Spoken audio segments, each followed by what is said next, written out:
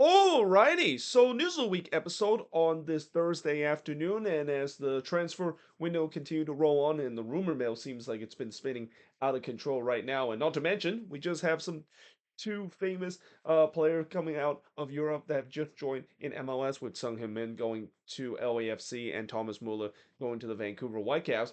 So to say that it's been already a crazy secondary transfer window, and it could get crazier as we get along, and with some of these teams that are continuing to look to upgrade their roster, with some of them even looking to upgrade their roster to prepare for a playoff push. We want to first talk about the playoff itself, as today MLS have released the playoff schedule, and basically the playoff schedule is the same as last year. I mean, you look at the date it is; it's very similar. Where round one we're going to have a 2 week slog before we get a 2 week break because of the international break, and then we go through a quick rapid fire kind of single elimination style of play. And before we know it, on December 9th, we are going to have MLS Cup. And obviously, I know there is definitely a lot of flaw with this playoff schedule. And believe me, I don't like this playoff schedule with the way that it's just, it feels weird the fact that you have this huge slog of action in the best of three series, and then you go through a break and you don't have MLS action before that international break that has just kind of killed all the momentum that teams would get after the first round of the best of three series. And in some cases, teams literally would have maybe 2 or 3 weeks break before they get to play in the conference semifinal. Because again, if you add to the international break and the fact that if there's going to be a game three in some of these best of three series, you wonder why fans are not happy in terms of this playoff format, and you also kind of wonder why maybe the league is moving toward a winter to spring kind of format. It's been rumor, and I'm kind of interesting to see if they do eventually move to that schedule, which seems like it's highly possible right now. How is the playoff format gonna look like as we head into May and even head to June? Because remember, there is a June international break as well. So yeah, is that gonna be cause some problem, just like what we have with MLS team dealing with the November international break? And that again, I just feel like with the playoff format itself, why don't they just go back to where it was a couple of years ago, where it was just single elimination? I understand that Apple TV really want to maximize the revenue and maximize the playoff ratings by adding these best of three series, but it just feels like it's absolutely unnecessary, and it just makes the playoff absolutely drag. Like if a playoff is if just as long as what we see in the Stanley Cup, or even in the MLB playoffs, or even in the NBA playoffs, there's definitely a huge issue. I want a playoff system that isn't like uh like a month and a half, like what we see, especially with doing that month and a half. There's a break in between that just absolutely kill momentum for teams heading into the next round. And that also, when you also look at this playoff format, it's no wonder why people are questioning the legitimacy of this league, and question the fact that it feels like it's an absolute crap shoot in terms of how it is structured. But anyway, enough of my kind of a little mini rant about the playoff format. That is. Now let's talk about some of the transfer rumors and some of the signings. And I'm not going to mention the song signing to LAFC and the Thomas Muller one to the Vancouver Whitecaps. We already knew that of course, has happened. No need to, of course, bring it up again in the news of the week episode. But one thing I will bring up is Toronto FC making some history. So they have signed Djordje Mihailovic for lead cash transfer fee of $8 million and 1 million add-on depending on performance sensitive to the Colorado Rapids. Now, this is definitely a huge bombshell of a transfer, and a transfer that I don't think a lot of people saw this coming. And it's kind of interesting that for TFC, I know this is a team that is going through a deep rebuild, and I know that after finally getting their biggest albatross off of their shoulder with the two Italians no longer on this team, I was kind of wondering that will they maybe wait till the summer transfer window to really capitalize on this and get a huge injection in terms of this deep rebuild, or are they just gonna wait to the winter transfer window? Seems like they're waiting to just the summer transfer window, and they're wasting no time in terms of looking for a great replacement for those two Italians. And believe me, Djordje Mihailovic, he has been a proven MLS player. He has been a guy that, during his time with the Rapids, with Montreal, and even with the Chicago Fire as well. He's been a breakout kind of player, a player that it's kind of interesting that he is a guy that I think could definitely do well when he goes to Europe, but we kind of already saw that happen and it didn't quite work out for him. And he's also a guy that I feel like is very underappreciated in terms of the national team level. It's kind of a guy that's kind of right on the borderline of being a great player in this league, but maybe not good enough when it comes to the national team level. But either way, this is a huge signing for TFC and a signing that will be a huge injection in terms of the deep rebuild that they're going through right now. But if you're the Colorado Rapids, I mean, if you're a Rapids fan, how frustrated is this got to be of losing your best player? I mean, I know the amount is absolutely astonishing. I mean, $9 million that could potentially be the transfer fee that Colorado is going to get, and you could say that maybe they can reinvest that into something else. But unfortunately, if you're as any Rapids fan, anytime when they try to reinvest on the squad and get a huge sum of money to do so, the ownership group has not done that, and the front office hadn't really done that. They've been kind of more just going for a bit of a penny pinching, kind of going with that money ball approach, and in some way it has worked out for the Rapids. I mean, they are a team that are pretty stable in terms of the last couple of years having decent season compared to how this team historically has not been a great MLS team. But it just feels like if they want to get to the next level, this is not the move to do so, and especially a move that who knows if this might derail the Rapids' chances in terms of once again making the playoffs again, losing such a big player like that really is the linchpin of this attack. Now, moving on in terms of the next transfers or the next news that we talk about. So Santi Marino is submitting a transfer request to the Portland Timbers, and he actually is now demanding that he wants to go to Fluminense, and he's demanding to do that so much that he's actually did not play in the previous game against Club America. He was supposed to play in that one. He was supposedly in the starting 11, but he was scratched from that. It was actually an unexcused absence of him going back to his native country, Colombia. Now, a big part of the reason why maybe Santa Marino wants to force a move out is this next transfer rumor that it seems like this probably could be the replacement for Santi Marino. It seems like the Timbers are looking to sign Christopher Valde from Olympiacos, and from what I heard, he's a very decent player, and we see this happen before where players, they know that they've heard that there maybe be a player that could replace him in their specific spot, and if there is maybe a move that they're looking to go somewhere else because they're worried that they might play second fiddle to the new signing that the team brings in, that they want to maybe go somewhere else and maybe get some minutes. So I can understand maybe that's the case with Santi Moreno, but what's interesting now is that it'll be interesting to see how this whole out is going to be. What is it with the Portland Timbers when it comes to players on a holdout? We saw this with Evander in the off season, and eventually Evander got their wish, and you wonder now what's going to happen with Santi Moreno, because I'm pretty sure he's not going to be playing for the Portland Timbers in the near future, knowing that he really wants to request that trade to Fluminense.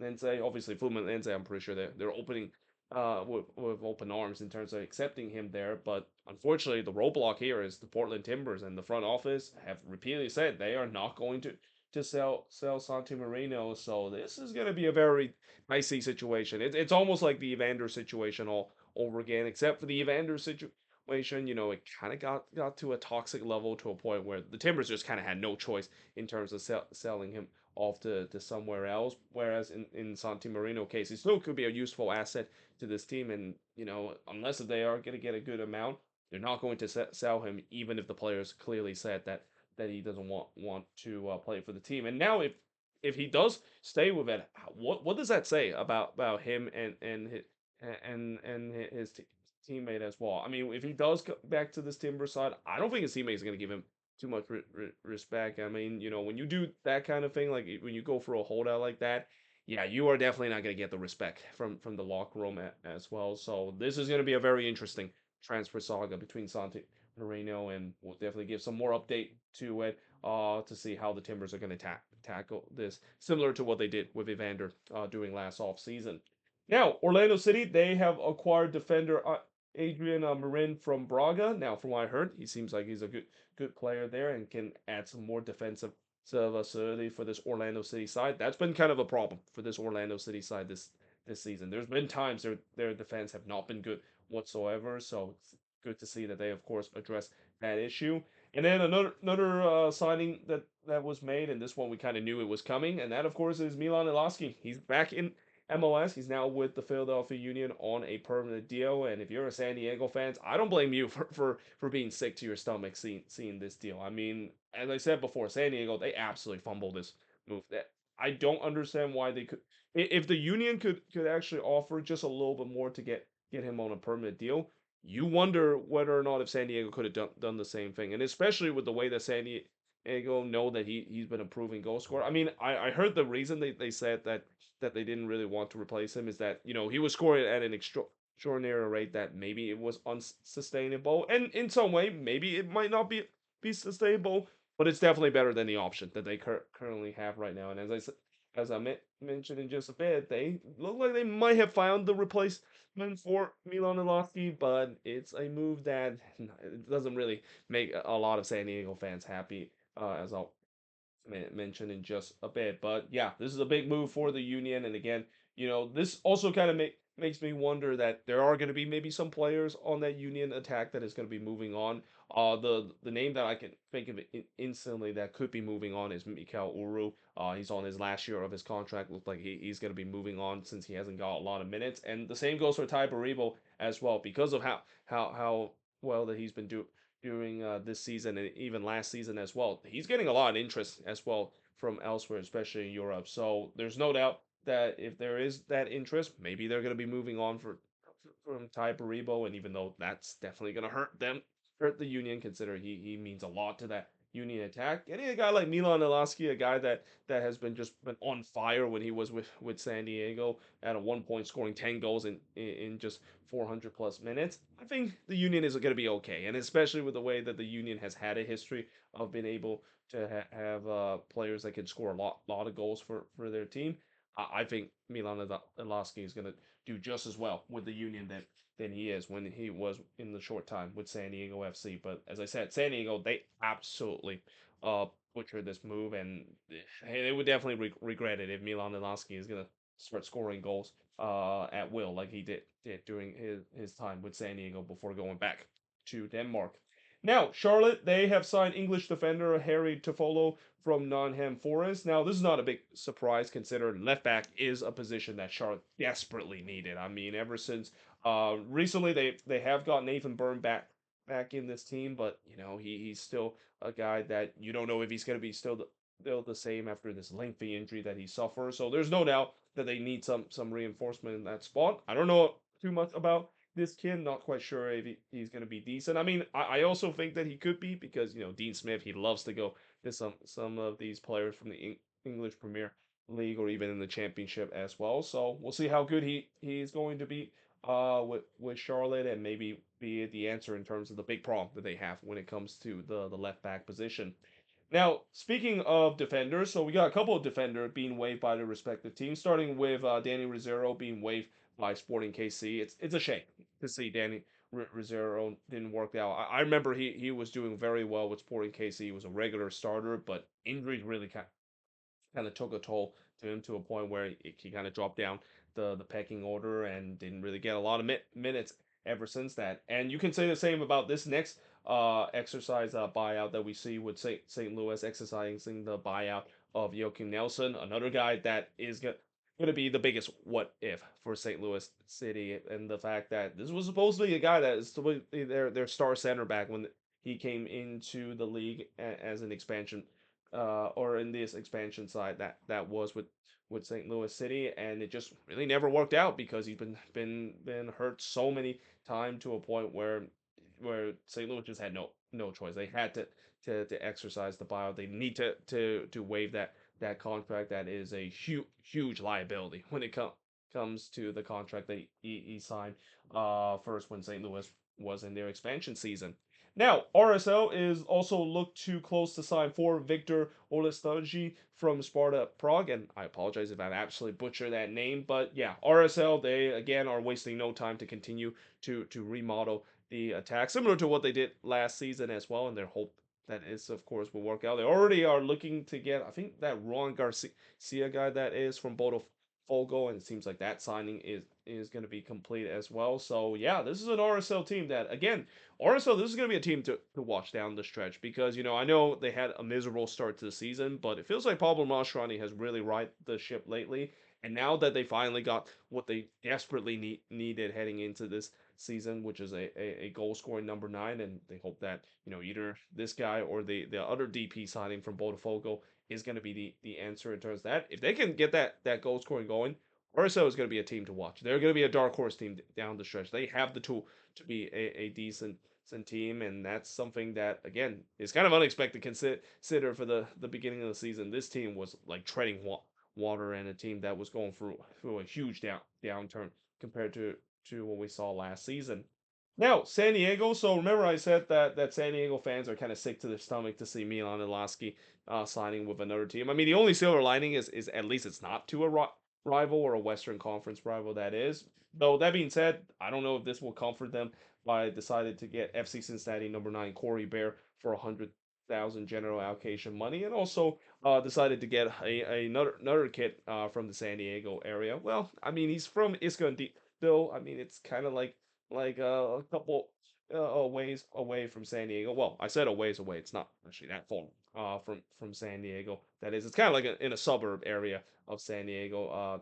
That is, but yeah, Corey Bear was once known as a hot lead prospect in MLS. It hasn't really kind of worked out for that. He's been kind of bounced around a couple of team, and in his latest team with FC Cincinnati, he was basically completely saint bit in front of goal. Like he just cannot score goals in front of goals. So yeah, that I can understand why San Diego fans are not very high on this and feel like this is the perfect replacement. I mean, it's one thing to replace a guy from San Diego like Milan Lasky, but it's another to replace a guy that can't score and he's also from this area. I mean, I don't know if that's the replacement that they needed to do, but who knows? Maybe Corey Bear somehow magically will found his form again, playing in his with his hometown club because he has the ability to do so. When he is able to find that ability and score those goals and go on a hot streak, he can definitely do well for a team, but unfortunately, he hasn't really done it during his time with Cincinnati and just been completely snake bitten. So yeah, I wonder how that's gonna work out and how. Again, if you're a team that has Thomas Hell and Corey Bear, and this is no disrespect to both of the team, but you have those two as the number nine option for a team that definitely has aspiration of competing in the playoffs, being the top team in the Western Conference. That doesn't really come for you when you have those two guys as your number nine option. And the number nine spot has been a problem for the San Diego team. I mean, if you just subtract Milan and Lasky being there, they just have not had a number nine on this team that can score the goals, and they're really hoping that this might, of course, be the guy. Even though, like I said, as many San Diego fans will once again echo to their front office, should have kept Milan Lasky. Should have signed him on a permanent deal if it doesn't actually take that much to sign him on a permanent deal like the Union have just done. So now Columbus, they have recently rejected the bid for Middlesbrough from Middlesbrough for Max Arfston. So this is going to be interesting to see whether or not if Max Arfston is going to move. From what I've been hearing, at least in the last game, how I remember that was the game that the great Cal Williams basically commentate that game. He mentioned how a couple of times where he might be moving on to somewhere else. It seems like Columbus is still looking to move on from Max Arfston and looking to get a huge sum of money for that, and we'll see whether or not if that's going to be the case. Because again, it feels like the key, of course, making a move to Europe, especially in the championship, if you're a young American prospect be with the national team in the Gold Cup because you're going to definitely get that interest. I mean, we already saw with Patrick Agyemang going to Derby County. Seems like we're going to see the same thing with Max Armstead, even though, yeah, let's just say that his Gold Cup run, I'm not going to say it's terrible. I mean, yes, I know a lot of U.S. fans have ridiculed him by saying he's like the worst player to ever play for the team. I don't think he's as bad as what people say. I mean, yes, he has had his bad moments during his time with the U.S. in the Gold Cup and especially giving up goals and being poor in terms of the defensive position. But going forward on the attack, he's a very dynamic kind of player as well, and that's kind of what he was doing his time with Columbus as well. So yeah, again, it's not a big surprise that he's getting moved from from Europe and especially from the championship. Because, like I said, if you're a player, a young American prospect, play with the U.S. in the doing this Gold Cup final run, you're probably going to get a move from a championship side. Now, FC Cincinnati, they are close to sign Ghanaian midfielder Samuel Giddy. Now, from what I heard, this feels like it's a U22 initiative signing and a signing that a lot of Cincinnati fans are excited because they've said that this is kind of like a hybrid between Pavel Buka and Wilbedo as well. And when you get like a hybrid kind of player like that, and you get it as a single player, I mean, that seems like it's a very decent player and a guy that I don't know if he's going to really challenge for the starting spot because, Wilbedo and Buka, those are two regular starter that's going to be there for the Cincinnati team no matter what. But having a good backup option like Samuel Giddy, I mean, again, this is why I would never complain when teams decided to sign depth pieces, especially signing quality depth pieces, because in a long season like this, and especially with how taxing this MLS season has been, and it's been the case the last couple of years, teams need to have some quality depth because you just don't know that once we get to the stretch run, especially heading into playoffs, if you get an injury to one of your star player, you need to have that quality depth player. You need to have that next man up kind of player so that you will make sure that your hope in terms of making a run to MLS Cup is not going to just single handedly be derailed because of you losing a star player down the stretch. Now, lastly, Fluminense is also in talk to sign Lucho Acosta. In fact, this actually is getting pretty close to being done, so no surprise to see Lucho Acosta potentially going away from FC Dallas. It has not worked out whatsoever with him with FC Dallas, and I think big part of it could be the system that he is in. He just does not fit the Peter Quill system whatsoever. I mean, some might say that he has definitely suffered a huge fall off doing it in his time with FC Cincinnati, and maybe some might say this is karma for what he did to FC Cincinnati, and Cincinnati fans are probably enjoying every bits of seeing him fail with Dallas. But part of that is also just the fact that again he just does not fit the Peter Quill system. He just doesn't look comfortable in that system whatsoever. You just kind of had a sense that he might need to move on to another club. And I know there are one specific team, the San Jose Earthquakes, one of the teams I root for, are still looking to get him. I mean, I don't know if that could be the answer that the Quakes, of course, has, especially with the way that the Quakes just recently got rid of Hernan Lopez. I mean, I can see why they decided to maybe get a Lucho Acosta and hope that Bruce Arena can actually fix him and get his confidence back like he did in FC Cincinnati. But again, as I said about the Quakes, their main priority is not on the attack. The attack I know is good. The main priority has to be on the midfield and the defense. And the good news is, I didn't write this on the board, but I believe the Quakes did sign a defensive midfielder today as well. In fact, let me just quickly look at this because I actually saw this on the Quakes Twitter website. So yeah, the San Jose Earthquakes have just signed a actually let me move down here. Yeah, they have signed this guy called Ronaldo Vieira.